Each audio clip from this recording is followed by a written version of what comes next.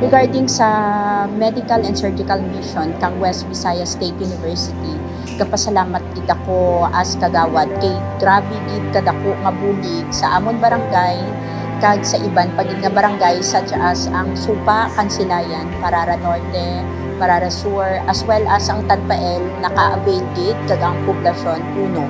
So grateful gid ang tanan nga nagkadto diri sa medical check-up. Damo gid sa mga pumuluyo namon ang hindi maka-avail kang libre nga check-up o mabayad gina sanda sa mga doktor. So kung may ginabatyag sanda, damo gid ang hindi makakadto sa doktor kag makabakal bala kang adda nga bulong. So pag-approach kang West Visayas sa akon nga paagi kay Nick Malyare, grabe gid ang akon pasalamat una bes kay wala gid ako pundo sa amon sa health bilang kagawad.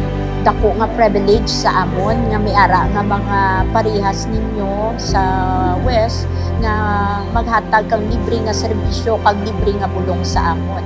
Nagapasalamat gid ako kay nakakadto kamo diri kag nakabulig sa amon nga barangay. Dako gid nga pasalamat sa mga hindi ka afford magpatuli sa mga bata nanda.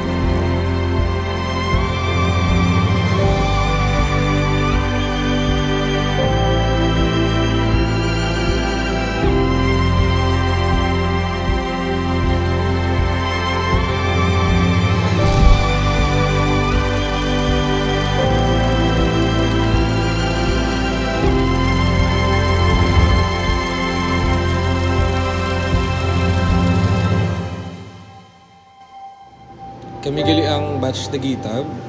Napili naman ang Barangay Buyuan bilang recipient sa amon event.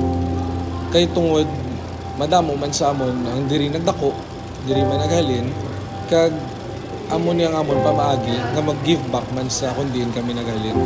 Nagapasalamat gid kami sa amon mga private sponsors sa Barangay Buyuan sa pag-accommodate man sa amon, sa mga naglain-lain pa nga mga pharmacies na mga organizations pagid nga nag-upod man sa amon nga resubong